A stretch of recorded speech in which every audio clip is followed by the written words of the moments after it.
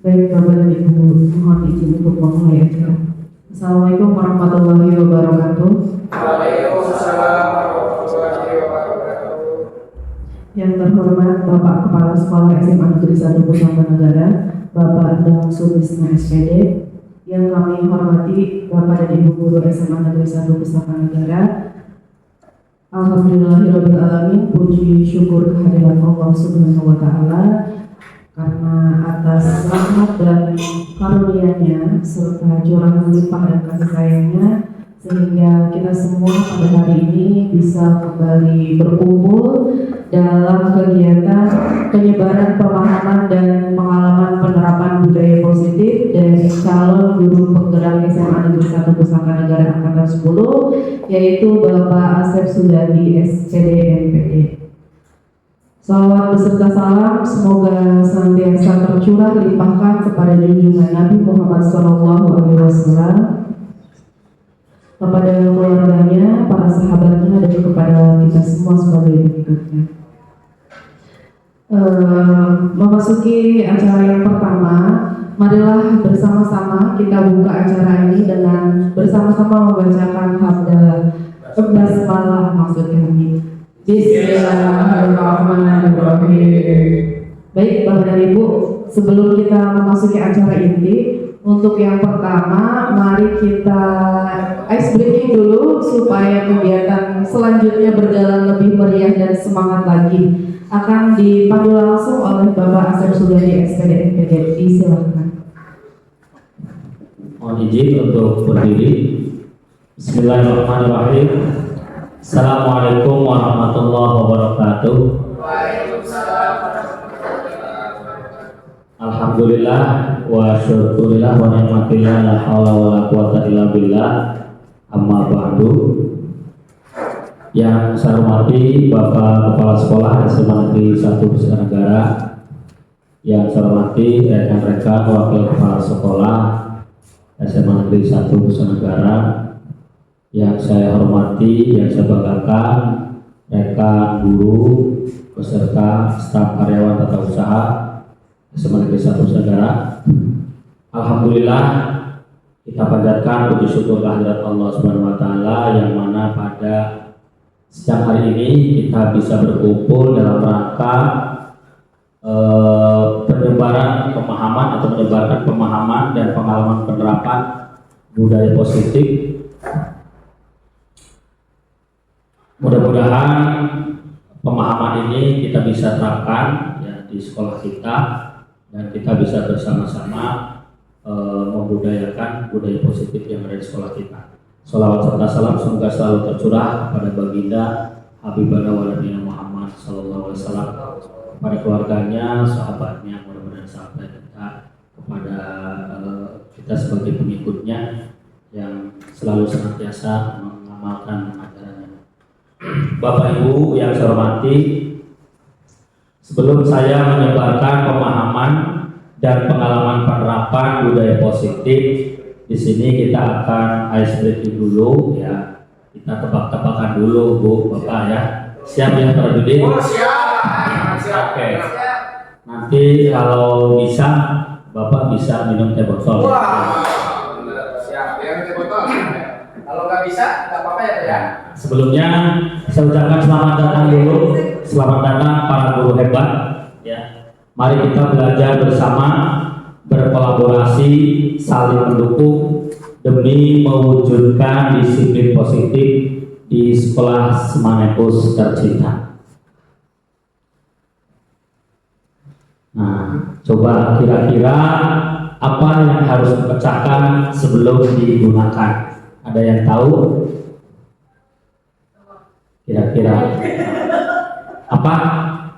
Telur. Pak Rajudin? Gelas. Sekarang semangka. Oke, apa gitu? Coba apa? Oke. Apa yang harus dipecahkan dulu? Apa yang harus dipecahkan sebelum digunakan? Kira-kira apa? Telur. Pak Dharma Pak? Kaca. Ibu Santi? Kacang. Ibu Marhamah, telur. Ibu Yayu, duren. Ibu kita, kita lihat jawabannya. Pasti kelas. Tepuk tangan buat Ibu Oh ya. Teh santai juga ya, silakan diminum tesnya ya. Yang kedua, masih ada yang kedua. Yang kedua, apa yang memiliki kaki tetapi tidak berjalan?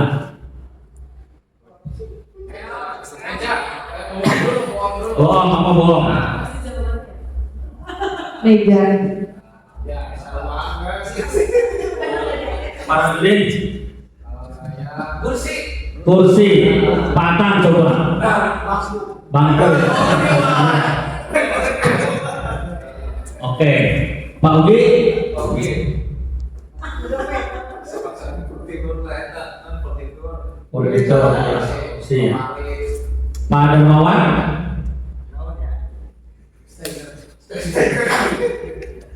Kursi. Bu Santi. Meja. Ibu Marhamah. Bu Yayu. Pedagang. Oke. Apa yang memiliki kaki tetapi tidak berjalan? Kita lihat jawabannya. Nah, tepuk tangan buat kita semua. Ini ada kakinya tapi tidak bisa berjalan kecuali dipopong ke patah.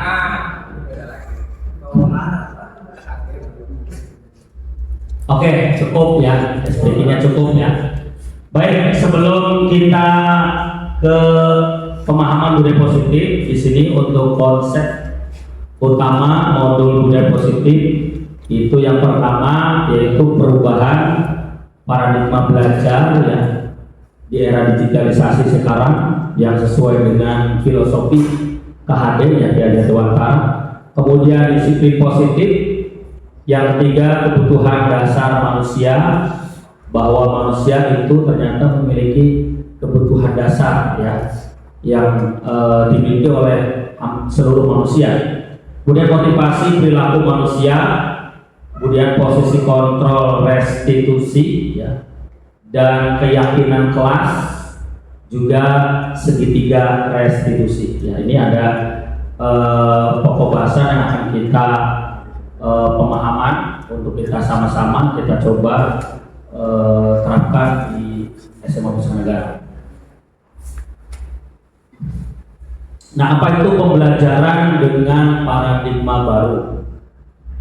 Yaitu pembelajaran dengan yang dirancang ya, dengan paradigma baru yang dirancang berdasarkan prinsip pembelajaran yang terdiferensiasi sehingga setiap siswa belajar sesuai dengan kebutuhan dari tahap perkembangannya untuk mewujudkan profil pelajar Pancasila. Jadi di sini kita dalam proses pembelajaran itu disesuaikan dengan kebutuhan. Selama ini kita terkadang mengeneralisir siswa, tidak melihat kebutuhan siswa itu bagaimana. Ya. Nah, maka dari itu kita coba dengan pemahaman sedikit demi sedikit, kita coba pembelajaran ini disesuaikan dengan kebutuhan dasar manusia, yaitu dari siswa, dan diharapkan ini dapat mengembangkan atau mewujudkan yang sesuai dengan profil pelajar Pancasila. Nah, student center berbasis bukan teacher center lagi, kita coba dengan berpihak pada murid. Kemudian untuk disiplin positif, dalam budaya kita makna kata disiplin itu dimaknai sesuatu yang dilakukan seseorang pada orang lain untuk mendapatkan kepatuhan. Nah, ini yang mungkin kita agak miss gitu ya. Nah, sekarang kita coba luruskan sesuai dengan makna dari Ki Hajar Dewantara. Ternyata disiplin itu cenderung menghubungkan kita dengan ketidaknyamanan. Ini yang kita sering kita lakukan dari dulu ya sampai sekarang. Ya. Nah ternyata kita sebagai pendidik, tujuan kita adalah menciptakan anak-anak yang memiliki disiplin diri sehingga mereka bisa berperilaku dengan mengacu pada nilai-nilai kebajikan universal dan memiliki motivasi intrinsik bukan ekstrinsik. Nanti saya akan jelaskan ya berikut dengan contohnya apa sih motivasi yang intrinsik atau motivasi ekstrinsik. Di mana disiplin positif ini merupakan salah satu cara penerapan disiplin yang bertujuan untuk menumbuhkan kesadaran serta memberdayakan anak untuk melakukan sesuatu tanpa sorotan ancaman dan hukuman. Ya. Jadi penerapan disiplin positif ini kalau kita mengacu dengan filosofi Kajar Dewantara ini supaya anak itu bisa memiliki disiplin diri, dia bisa mengakui atau penuh dengan kesadaran bahwa dia telah melakukan kesalahan dan bisa kita perbaiki, bisa diperbaiki kira-kira tanpa ada sogokan ataupun ancaman atau hukuman. Ya. Selama ini yang kita sudah terapkan dari kesiswaan itu kita mencoba untuk menyepakati kesepakatan, ya kita konsekuensi kalau dalam ini. Jadi hukuman penghargaan yang selama ini kita lakukan dulu itu memang ternyata anak lebih akibatnya luar biasa Bapak Ibu. Nah di sini kita coba sedikit demi sedikit kita arahkan, kita coba dalam prosesnya itu dengan peraturan nanti diganti dengan konsekuensi ya, ke depan. Nah, apa itu kebutuhan dasar manusia yang tadi kita diharapkan ke depan itu dalam proses pembelajaran harus melihat kebutuhan dari siswa, kebutuhan dasar manusia. Yang pertama bertahan hidup. Nah, tentu ini masing-masing manusia, ya baik yang berprofesi apapun, ya kita di dunia ini harus bisa bertahan hidup. Ya, yang petani, yang pedagang, yang guru, ya, yang semua profesi yang baik pada saat kita lahir berarti kita harus bisa mempertahankan hidup kita ya. Sehingga sampai sekarang kita bisa hidup dengan layak seperti ini. Artinya ini ternyata merupakan kebutuhan dasar manusia. Yang kedua, kasih sayang dan rasa diterima. Tentu semua orang, semua manusia, semua siswa itu ternyata memiliki rasa kasih sayang, pengen disayang oleh orang tua, pengen disayang oleh sesama teman, pengen disayang oleh guru, pengen disayang oleh ibu-ibu, bapak-bapak dan semuanya. Ini ternyata kebutuhan dasar yang lekat di setiap siswa atau di setiap orang. Yang kedua, penguasaan. Penguasaan di sini berarti kita semua siswa itu ternyata memang pasti dia akan menguasai sesuatu. Tidak mungkin dari semua aspek ya, semua ilmu atau semua mapel itu pasti ada siswa yang memang menguasai. Dan itu sudah menjadi kebutuhan dasar dari siswa. Yang keempat, kebebasan. Nah, di sini ternyata ini dari kebutuhan dasar juga dari kebebasan. Jadi kita dalam proses belajar, jadi siswa juga ya memang membutuhkan suatu kebebasan. Makanya ada kadang-kadang anak kalau ditekan ya itu malah jadi lepas, karena memang sesungguhnya setiap siswa itu, setiap orang itu memiliki sifat atau kebebasan. Kita ingin bebas. Yang kelima yaitu kesenangan. Nah, ternyata kesenangan ini sebagai kebutuhan dasar yang harus dimiliki oleh setiap orang. Dan ini kita harus senang dimanapun, di sekolah, di rumah, ya di lapangan, di semuanya. Nah ini yang harus kita pahami bersama. Kita harus sadar bahwa manusia itu memiliki 5 kebutuhan dasar yang harus kita kita gali. Kemudian motivasi selanjutnya adalah motivasi perilaku manusia. Nah, ini yang harus kita pahami bersama, bahwa motivasi itu merupakan dorongan yang timbul pada diri seseorang secara sadar atau tidak sadar untuk melakukan suatu tindakan dengan tujuan tertentu. Ya, siswa pengen belajar pintar kimia, mereka harus ada motivasi dorongan dari diri bagaimana dia bisa belajar kimia dengan baik. Ya, mulai dari menghafalkan rumus-rumus kimia, tabel periodik. Siswa pengen belajar bahasa Inggris supaya bisa, maka siswa harus bisa memotivasi dirinya supaya tujuannya tercapai, pintar bahasa Inggris. Begitu juga mapel yang lain. Nah, ini adalah motivasi perilaku manusia. Contoh, menghindari ketidaknyamanan dan hukuman. Ini sehingga murid, contohnya adalah murid melakukan disiplin diri karena ia takut dihukum. Ini merupakan motivasi ekstrinsik. Nah, ini yang tadi motivasi ekstrinsik itu contohnya murid melakukan disiplin diri karena ia takut dihukum. Ya, kayak tadi kita keliling dengan Farududin. Ya, siswa itu tidak yang rambutnya panjang. Nah, jangan sampai siswa itu melihat Farududin itu motivasinya motivasi ekstrinsik. Tapi bagaimana menimbulkan bahwa kerapihan, kenyamanan itu perlu dan itu merupakan kebutuhan dasar manusia dan mereka supaya sadar. Jadi usahakan motivasinya motivasi intrinsik dari dalam diri, bukan karena ada Farududin bawa gunting.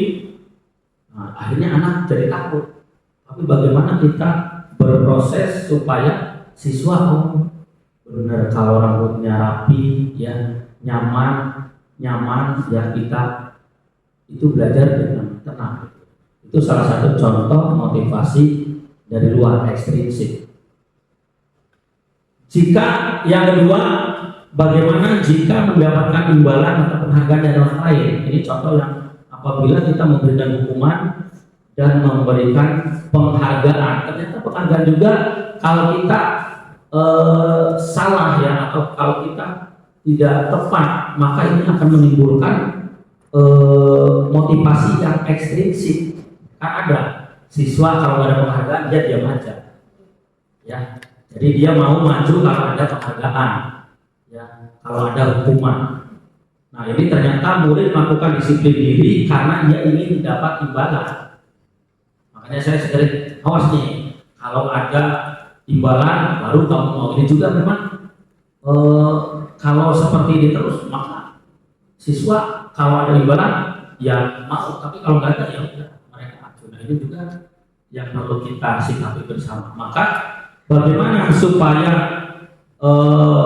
kita bisa mendidik siswa untuk muncul motivasi intrinsik itu dengan menghargai nilai-nilai kebajikan universal. Ya, ternyata nilai-nilai kebajikan universal ini salah satunya adalah tanggung jawab. Ya. Dengan melakukan ini disiplin diri karena dia sadar, ya, dia sadar akan nilai kebajikan dirinya. Nah, salah satu contoh tadi yang rambutnya panjang. Ini bagaimana kira-kira murid itu bisa sadar bahwa itu sebagai tanggung jawab seorang siswa yang harus dimiliki, ya rambutnya ya sesuai yang pantas, bukan karena mau digunting dicukur. Berarti kan kalau tidak ada hukuman ini pasti anak-anak bebas atau bebas. Kalau tidak ada dari kesiswaan atau dari sekolah yang memberikan hukuman dan penghargaan, ya siswa kayak.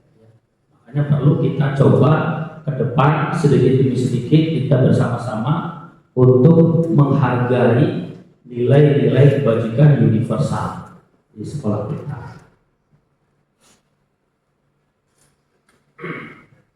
Nah, ini contoh yang kita sering lakukan ya dulu. Sekarang kita sudah mulai sedikit demi sedikit karena Pak Budi di sini sebagai guru penggerak angkatan 9 yang saya lihat itu luar biasa, sudah mulai sedikit demi sedikit ya untuk mencoba menerapkan disiplin yang tuntas atau yang berhasil. Ini contoh konsep disiplin dengan identitas gagah. Apa akibatnya? Yang pertama, kalau hukuman itu pertama menyakitkan. Saya yakin kalau ditanya siswa itu pasti menyakitkan. Makanya ada kan sampai guru yang dicegah di jalan gitu kan. Karena sekarang sudah berbeda dengan zaman dulu. Kalau zaman dulu nggak ada yang menyakitkan ya. Setiap tamparan guru itu memberikan apa ya? Ya kalau nggak ditampar nggak jadi guru ya. Akhirnya Pak Rojudin barulah dikepenak mau jadi siswa ya. Pak Asep itu. Tapi sekarang itu beda Bapak Ibu. Kalau dikasih hukuman ya itu ternyata siswa menyakitkan. Yang kedua tidak nyaman. Makanya masih banyak siswa kita yang loncat pagar. Nah, itu nanti berarti bagaimana kita mencoba supaya mereka menimbulkan kesadaran diri dari dalam, sadar tanggung jawab. Kalau masuk ya berarti lewat pintu depan gitu ya. Murid takut, tuh ini terjadi saya. Ya, murid takut. Wah dengan Pak Asep galak ya. Kalau atau Bu Tita matematika gitu. Iya, memang betul. Saya para judi sama Pak Atta, wah kalau masuk ya kata Pak Bumisna, Pak Plang gitu ya Pak Atta. Jadi anak itu sudah takut duluan, dengan kabur. Ya mendingan kabur. Yang keempat memaksa. Hukuman itu kan sifatnya memaksa ternyata. Ya. Ini yang kedua, yang selanjutnya murid menyembunyikan kesalahan. Jadi akhirnya anak, terkadang kita kan ada berbahasa jujur menyakitkan gitu ya. Terus mah jujur ditempelin tuh. Akhirnya anak harus mendingan tidak jujur. Ya menyembunyikan anak itu. Murid menjadi rendah diri. Nah, ini muncul, makanya sekarang muncul kurikulum merdeka ya, itu salah satunya ya, hukuman itu dampaknya luar biasa Bapak Ibu. Sekarang penghargaan, bagaimana kalau kita memberi penghargaan? Yang pertama tidak efektif ya, jadi tadi tidak efektifnya pada saat ada penghargaan siswa rajin ya, ternyata kalau tidak ada penghargaan ya tidak rajin, jadi tidak efektif. Merusak hubungan sifat diri. Contoh, si A misalkan di kelas, Bapak Ibu lagi ngajar, siapa yang bisa acuh dapat bakso? Si A dapat bakso, nanti temannya kamu mah enak dapat bakso. Ternyata itu bisa menimbulkan sifat iri ya.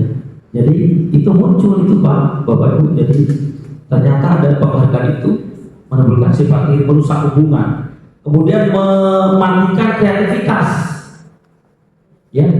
Jadi hanya satu orang itu aja yang muncul, yang lainnya tidak ya.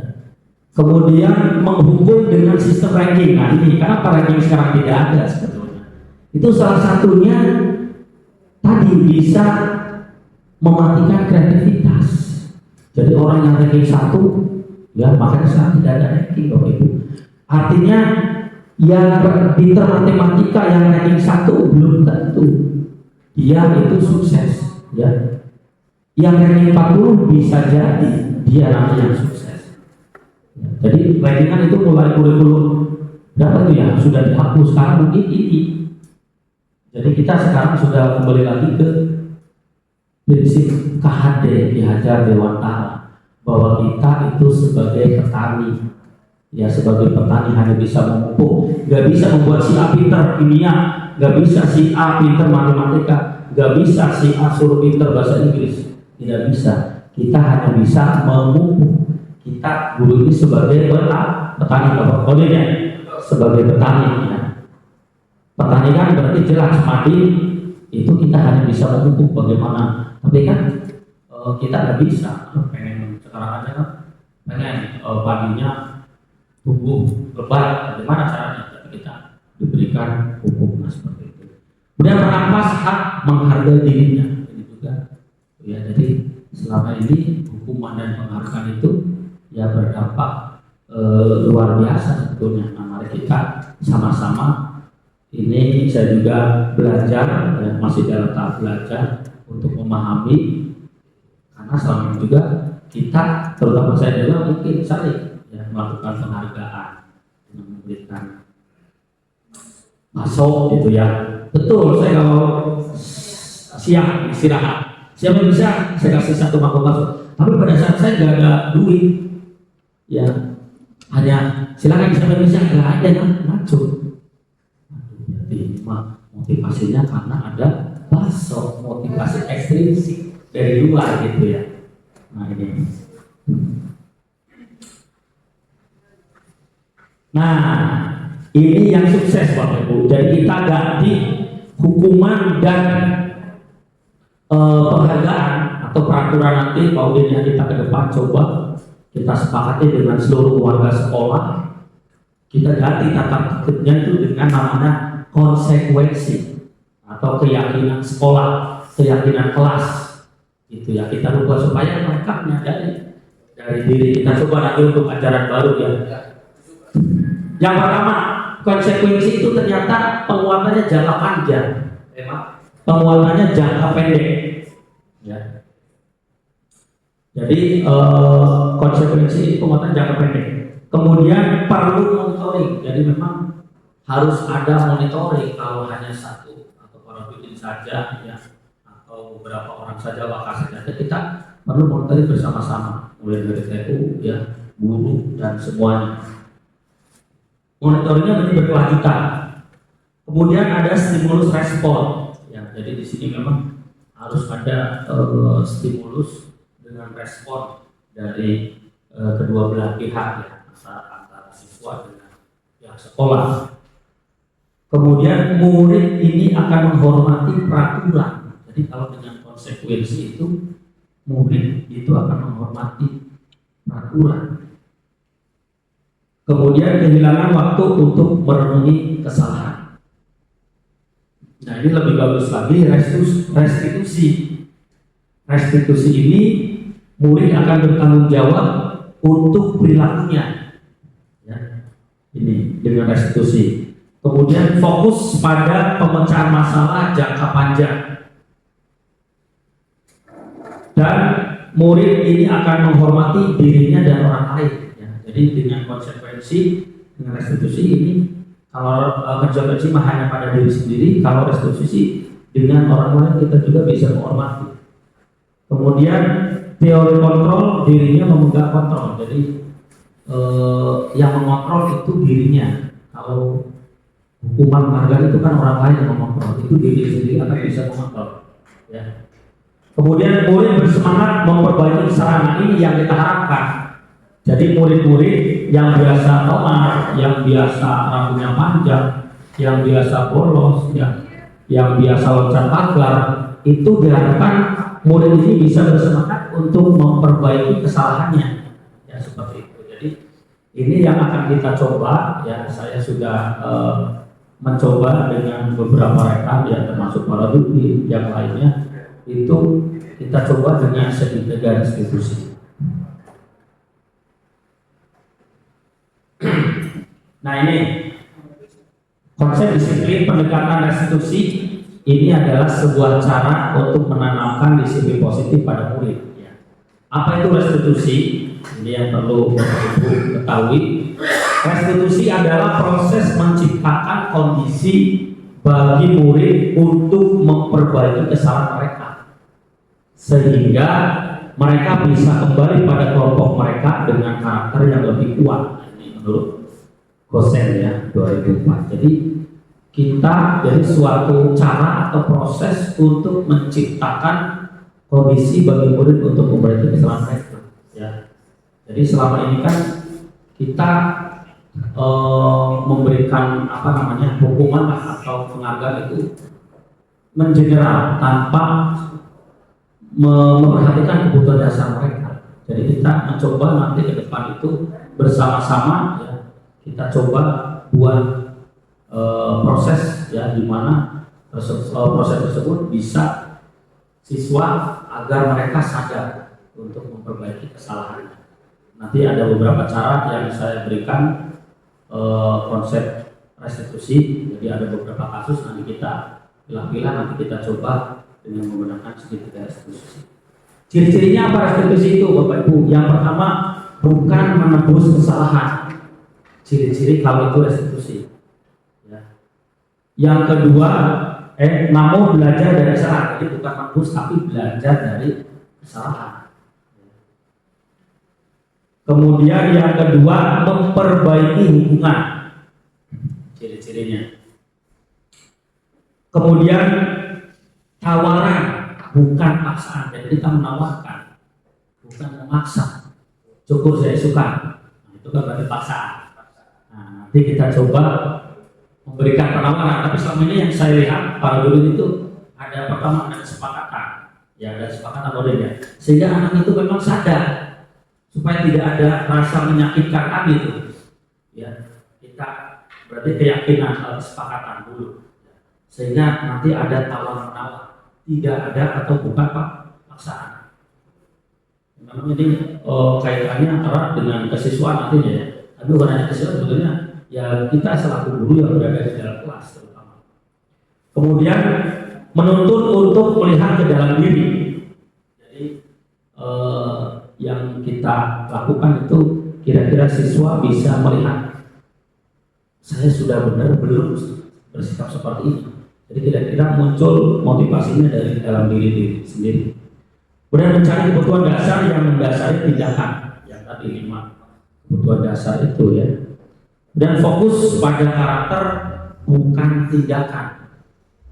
Jadi pada karakter ini ya yang kita lakukan itu bukan tindakannya. Kemudian menguatkan dan fokus pada solusi. Nah ini ciri-ciri dari restitusi.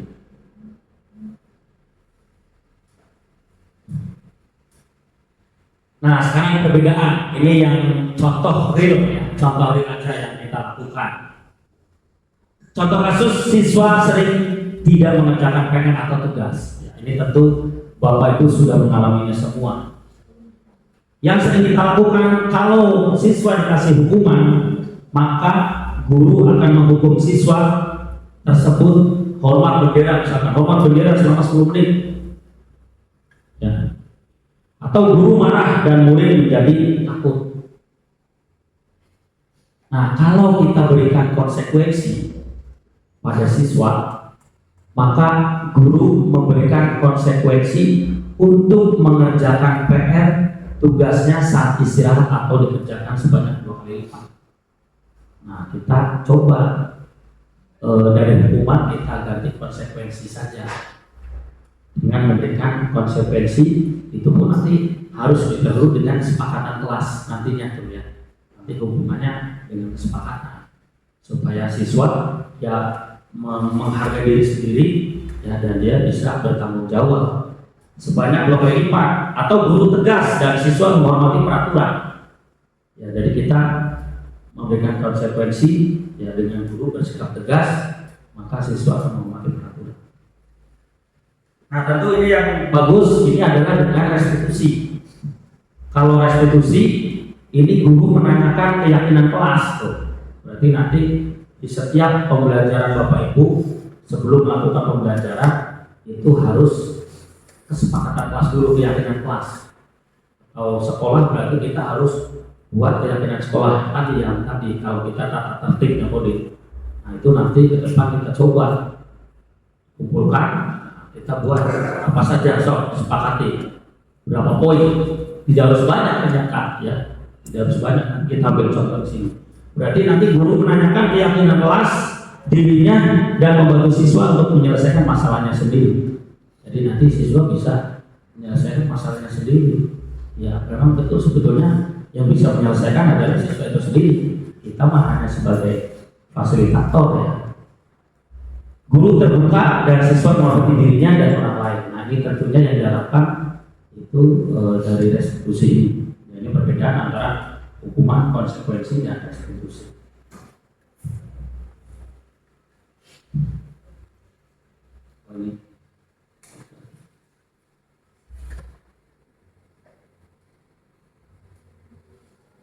Ini udah ya. Ini yang tadi susah. Nah, ini 5 posisi kontrol restitusi. Ternyata kita itu kebanyakan ada di nomor berapa kira-kira Bapak Ibu? Oh, ini ada di nomor berapa nih? Kayaknya sih kalau saya sih kayaknya lebih dekat nomor 1 kayaknya. 1 ya. Iya. Tatang Nah, nomor berapa? yang baik biasanya nomor 11. Jangan nomor 6. Nomor 2. Pak Eki ada guru BK. Guru BK biasanya Coba. posisi kontrolnya di mana nih? Mantap. Saya di nomor 4. Nomor 4 pemantau. Mantap, mantap. Bu Tita di mana Bu Tita? 1 dan 2 bohong. 2. Nah ini ternyata bawahan ya pada bawahan. Nomor berapa pada bawahan? 3 kayak 3. 3 teman. Serasa teman. Nah, ya. Jadi kita coba ya, itu ya memang 3, 4 dan 5. 3, 4, 5 ini yang bagus gitu ya. Kalau kita lihat nanti penghukum itu bagaimana sih gitu kan, atau pembuat rasa bersalah gitu. Nah ini contoh penerapan 5 posisi kontrol yang sering kita lakukan. Kasusnya adalah siswa tidak memakai atribut. Nah ini biasanya pagi-pagi ya, pagi pada saat upacara tidak memakai atribut lengkap saat upacara bendera. Kalau Bapak Ibu sebagai penghukum biasanya akan berbicara begini, patuhi aturan sekolah, berdiri kalau di depan barisan. Nah itu berarti Bapak Ibu sebagai penghukum, baris depan yang basket. Nah gitu kan, biasanya itu. Ternyata nanti kita harus lupa itu, ya harus lupa. Ya, itu penghukum berarti kita sebagai penghukum. Kalau yang membuat rasa bersalah nomor 2, berapa kali Ibu memberitahu kamu saya kecewa sama kamu. Nah, itu berarti anak merasa bersalah. Berapa kali saya bilang sama kamu, ya saya kecewa sama kamu Nawab. Nah, itu Nawab akan merasa bersalah. Ya, nah, itu ada semuanya. Jadi kita coba sekarang kita mulai ke nomor 3, berusaha kita nomor 3. Ayolah yang tertib, buat saya bangga. Kali ini tidak apa-apa kamu salah. Nah, itu berarti posisi kita sebagai teman. Ya, kalau teman nggak bisa, kita coba sebagai kayak nomor 4 tuh Pak Egi. Kamu sudah melanggar. Apa coba peraturan dan konsekuensinya? Nah ini saya lihat para juri sering posisi ini, para juri. Ya, saya sering melihat pada saat beda dengan dulu sebelum jadi guru pegang. Kamu sudah melanggar berapa kali? Apa konsekuensinya? Ternyata dia sudah buat kesepakatan dengan siswa. Betul, bukan saya ini. Memang ternyata saya lihat para juri sudah ke nomor sesekali, tapi kadang-kadang lupa. Tapi makanya tadi saya lihat memantau tadi ikut, ya ternyata memang yaitu. Yang bagus lagi adalah sebagai manajer posisi nomor 5. Ya, kamu patang lah. Ya, golongan suka B, udah manajer patang. Apakah kamu tahu kesalahan kamu? Kira-kira bagaimana kamu akan memperbaiki kesalahan ini? Nah seperti itu, jadi ada tawaran, bukan pasangan gitu ya.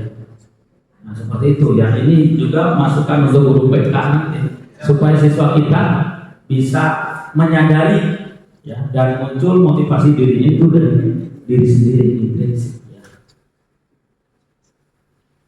Ya. Lanjut ya, nanti ada sesi pertanyaan ya. Nah selanjutnya adalah untuk bisa tadi kita bisa menerapkan budaya positif. Kita sebelum masuk atau nanti di awal masuk itu kita coba buat kesepakatan kelas atau kesepakatan sekolah. Kalau cakupannya luas berarti nanti kesepakatan sekolah. Nah mungkin ini juga nanti Bapak, mohon maaf, Bu Yayu, bisa aja nanti kita buat kesepakatan karyawan gitu kan, supaya bagaimana sekolah kita ini bisa menjadi indah, buat kesepakatan. Ya kalau peraturan susah gitu kan, kita coba ya, kita lihat kebutuhan dasar tadi, kita coba ya, kita tahun depan gitu kan. Guru juga kita buat kesepakatan ya, supaya bisa kedepannya sekolah ini bisa lebih maju gitu. Pertama, mengapa keyakinan kelas? Mengapa tidak peraturan kelas saja? Kan pertanyaan. Sekarang, mengapa kita memiliki peraturan tentang penggunaan helm pada saat mengendarai kendaraan roda 2 atau motor? Kan gitu ya. Mengapa kita memiliki peraturan tentang penggunaan masker dan mencuci tangan setiap saat? Nah, ini mengapa kita perlu keyakinan kelas, tidak peraturan kelas saja?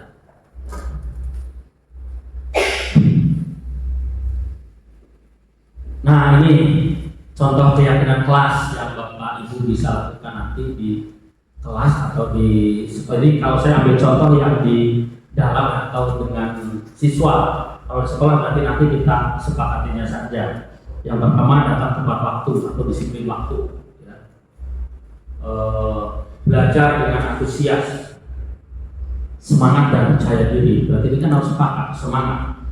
Berarti anak-anak harus belajar dengan antusias, semangat dan percaya diri. Saling menjaga kebersihan dan keindahan. Nah ini berarti kan dari rambut ada gondrong itu bisa kesepakatannya nomor 3. Saling menjaga kebersihan dan keindahan. Tentu kan kalau rambutnya bagus gitu kan coba ya indah. Jadi bisa itu dari poin nggak perlu banyak gitu kan. Saling menghormati sesama. Nah, ini saling menghormati sesama. Berarti lewat itu gerbang yang loncat itu bisa, dia tidak menghormati. Kalau satpam ya nunggu depan gitu kan ya loncat ya. Saling membantu dan bekerja sama, menghargai guru atau teman yang sedang berbicara. Ini kalau di dalam kelas ya, dia harus ini. Kemudian selalu menerapkan 5S, senyum, sapa, salam, sopan dan santun. Ya seperti budaya kita yang ada di SMA. Nah itu contoh keyakinan kelas. Nah ini bagaimana pembentukan keyakinan kelas? Nah, nanti ini bisa kita terapkan. Yang pertama lebih abstrak dari peraturan. Jadi pembentukannya ini harus lebih abstrak dari peraturan, berupa pernyataan universal, berarti yang menyeluruh ya, yang umum. Kemudian dibuat dalam bentuk positif dan sedikit aja, dan ingat dari jangan banyak-banyak ya, jadi sedikit sesuai dengan kondisi kelas atau sekolah agar mudah diterapkan dan semua warga sekolah dilibatkan saat membuat. Jadi memang selama ini kan yang dibuat kesiswaan ibaratnya kan, siswa hanya tinggal mengikuti. Nah itu ternyata banyak pelanggaran. Kita coba gitu kan dengan restitusi, dengan keyakinan kelas ya, keyakinan sekolah berarti kan, keyakinan guru berarti nanti kita buat gitu ya, supaya ya, semuanya dilibatkan untuk membuatnya. Nah ini segitiga restitusi yang tadi. Jadi segitiga restitusi itu ada validasi tindakan yang salah, menanyakan keyakinan, dan menstabilkan identitas. Ya. Ini segitiga restitusi. Kita semua akan melakukan hal terbaik yang bisa kita akan lakukan. Jadi intinya kita memvalidasi tindakan yang akan kita lakukan, ya, dan itu tindakan yang paling baik. Kemudian validasi tindakan yang salah. Ini contoh. Validasi tindakan yang salah, semua perilaku memiliki alasan. Ya, ini nah ini yang kita harus menstabilkan ini di sini kesalahan kita. Nah ini contoh dari yang saya lakukan segitiga restitusi.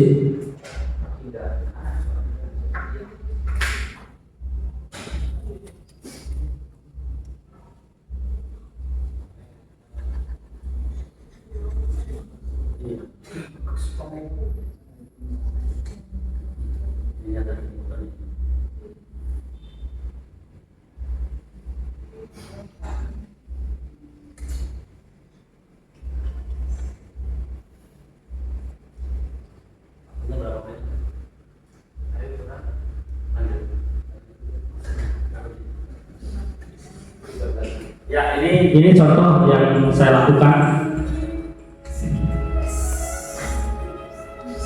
Segitiga eksekusi.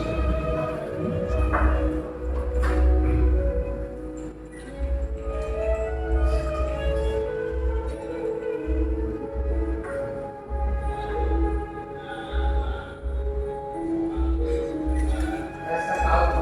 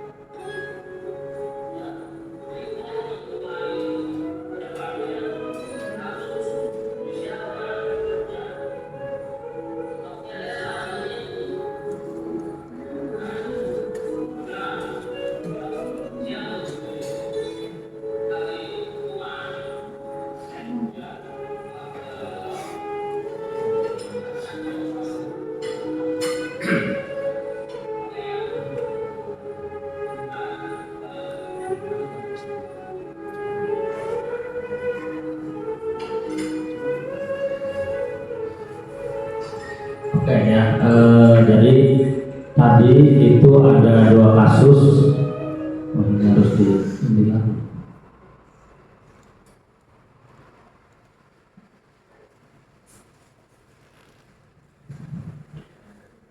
Jadi Bapak Ibu bisa kita bedakan tadi ya. Coba mungkin ada yang bisa menjelaskan Rojudi tadi segitiga yang saya lakukan tadi seperti apa? Mungkin bisa jelaskan.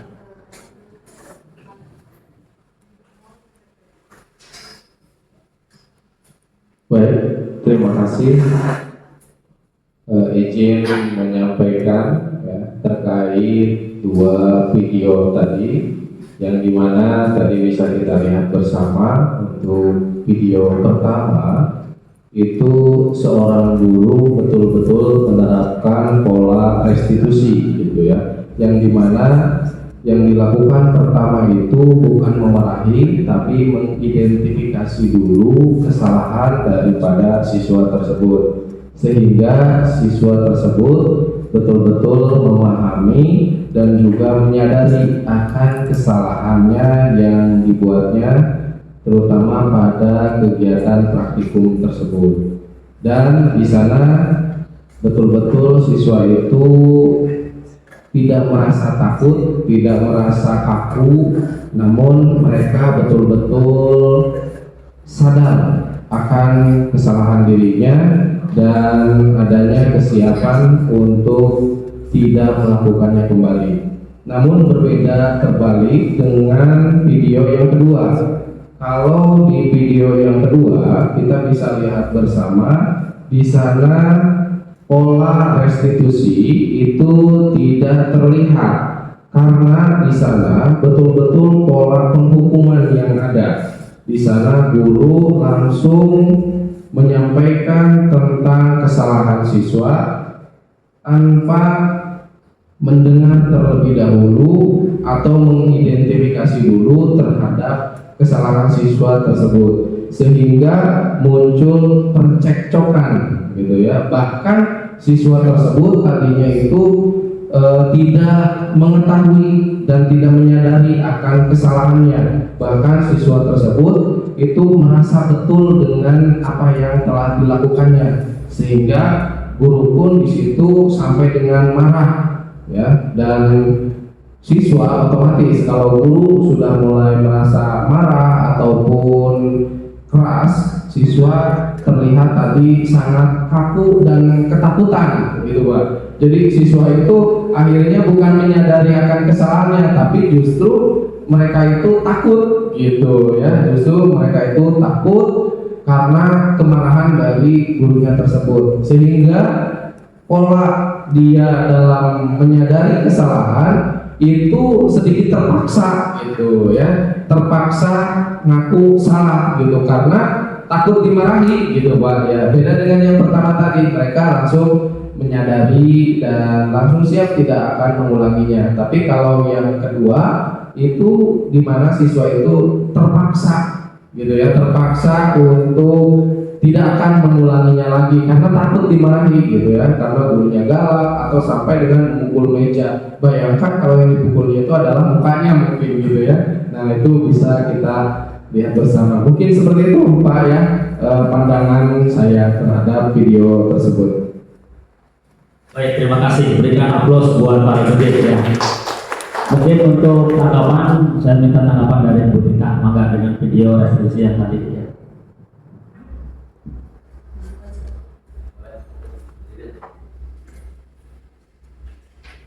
Bismillahirrahmanirrahim. Assalamualaikum warahmatullahi wabarakatuh. Sedikit yang saya tangkap ya Bapak dari penjelasan dan penayangan video tadi. Kalau yang pertama itu sudah mulai masuk ke restitusi ya Pak. Nah kalau misalnya yang kedua itu agak mepet-mepet ke penghukum tadi ya Pak. Nah karena ya betul, kalau misalnya yang restitusi itu si siswa akan merasa bersalah dan sedikit bertanggung jawab atas apa yang telah dia lakukan.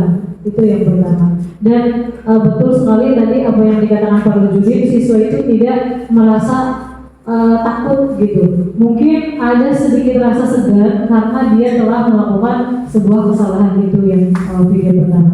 Yang kedua itu mungkin karena betul terpaksa, jadi akhirnya takut, sehingga walaupun dia tidak salah, kalau apa ya, kalau di kepolisian itu dipaksa untuk mengaku dan gini Pak. Nah, jadi kalau misalnya di sini berarti walaupun anak itu nggak salah atau bawa-bawa teman, jadi daripada dihukum atau dimarahin lebih galak sama gurunya, lebih baik mengaku dengan terpaksa. Dan yang mungkin kesadaran akan kesalahannya itu sedikit gitu, tidak seperti yang pertama tadi. Paling seperti itu, Bapak. Terima kasih. Terima kasih, berikan aplaus buat Ibu Rika ya. Terima kasih atas tanggapannya ya. Tadi Bapak Ibu sudah bisa lihat bahwa untuk tayangan yang pertama ya, yang diharapkan itu restitusi itu pada video pertama ya. Jadi kita mencoba untuk mengidentifikasi terlebih dahulu, jangan langsung menjudge ya, kesalahannya apa dan lain sebagainya, sehingga diharapkan siswa itu sadar, menyadari bahwa apa yang dilakukan itu salah dan dia bisa memperbaiki ya, memperbaiki kesalahannya, bukan menebus kesalahan tapi untuk bisa memperbaiki kesalahan di kemudian hari ya. Nah, sebelum nanti kita tutup, nanti saya serahkan ke pembawa acara untuk ada sesi yang sebelum penutup itu nanti tanya jawab dan diskusi. Di sini dalam penerapan program misi positif itu hendaknya memiliki standar kepribadian, profesional dan sosial yang baik, di mana guru mampu berefleksi pada posisi kontrolnya saat ini, bagaimana perjalanan dirinya sebagai seorang among, ya, posisi manajer. Jadi selama ini memang kita mengajar itu cara melakukan refleksi.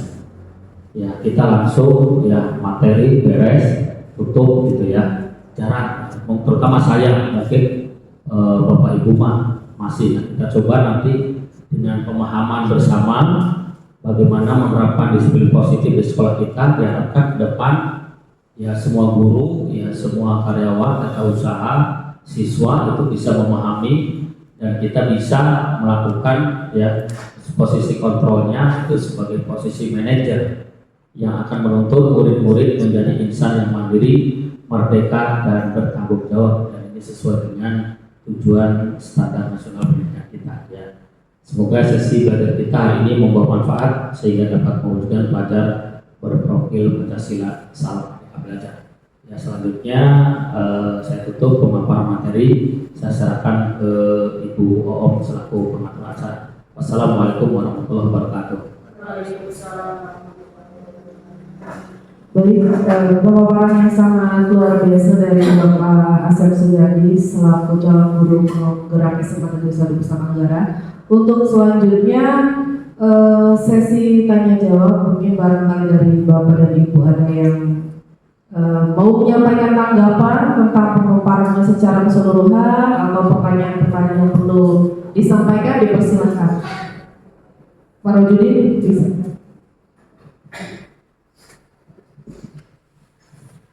Bismillahirrahmanirrahim. Assalamualaikum warahmatullahi wabarakatuh. Alhamdulillah, tadi saya berada di sesi ini sehingga banyak sekali pembelajaran ataupun ilmu yang didapat, terutama dalam penanganan ataupun proses-proses teknik pembelajaran, penanganan siswa ataupun yang lainnya.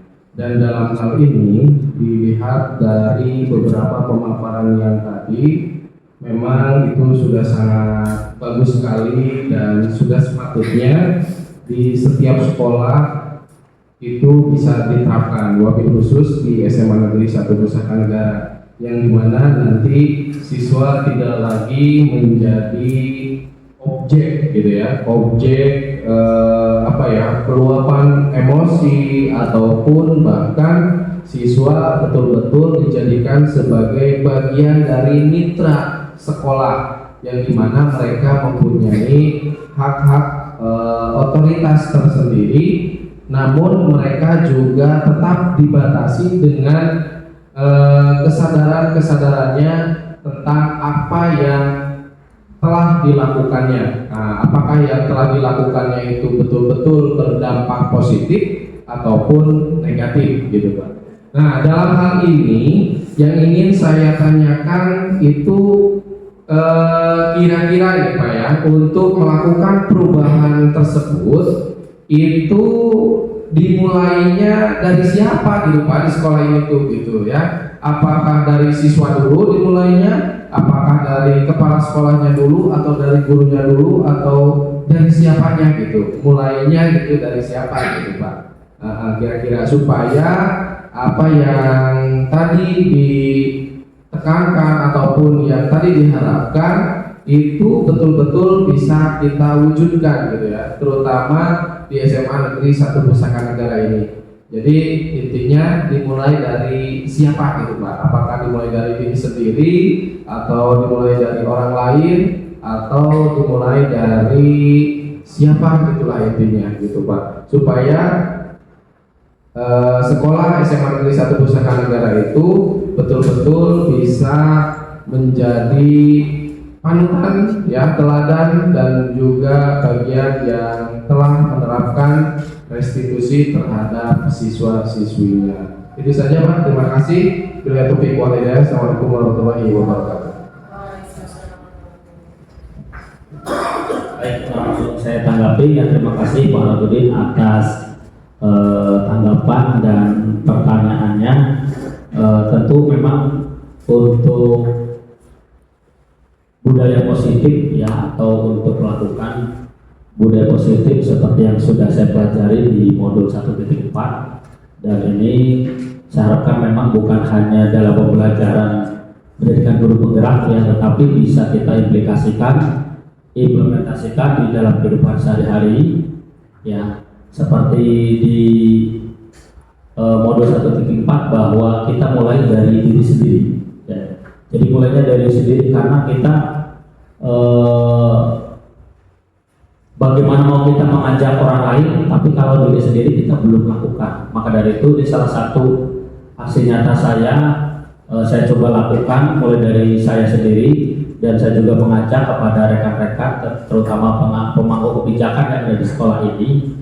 Insya Allah ini kalau kita terapkan, saya yakin kalau kita terapkan mulai dari yang lingkup kecil aja, mulai dari diri sendiri ya, kemudian lingkup kecil lagi keluarga, kemudian nanti di sekolah kelas sebagai kita tanggung jawab sebagai seorang guru, kemudian kita masuk yang cakupannya lebih luas sebagai guru di sekolah, kalau tadi guru di kelas, guru di sekolah, dan kita sebagai ada tugas tambahan sebagai wakasek, dan lebih luas lagi kita sebagai pemegang di sekolah ini. Kalau kita mencoba menerapkan restitusi ini ya, insya Allah ke depan siswa-siswa kita ya mungkin akan semakin sedikit ya, mereka nanti banyak yang menyadari bahwa apa yang dia lakukan itu bisa, artinya apa yang dia lakukan itu salah dan bisa berusaha untuk memperbaiki. Jadi, mulainya dari diri sendiri ya, kemudian baru kita ke orang lain ya. Itu Pak Rajulis. Ada lagi tanggapan? Cukup Pak Kan? Oke, cukup. Oke. Baik, dari saya sekali lagi cukup sekian. Saya kembalikan ke pembahasan. Baik Bapak dan Ibu, alhamdulillahirobbilalamin, luar biasa pemaparan dan diskusi pada kegiatan hari ini, bahwasanya ternyata seiring dengan perkembangan zaman yang sangat luar biasa ini, paradigma tentang disiplin itu sudah sangat berubah dan kita harus mengikutinya seperti itu, sesuai dengan yang dipaparkan tadi tentang konsekuensi dan restitusi. Untuk menutup acara pada kesempatan kali ini, marilah bersama-sama kita mengucapkan hamdalah. Alhamdulillahirobbilalamin. Demikian yang bisa kita sampaikan pada kegiatan kali ini. Semoga semua pemaparan yang disampaikan oleh Bapak Asep Sugardi bermanfaat bagi kita semua, baik di lingkungan sekolah maupun di luar lingkungan sekolah, dan kita bisa menerapkan apa yang dimaksud dengan disiplin positif. Billahi taufiq wal hidayah. Wassalamualaikum warahmatullahi wabarakatuh.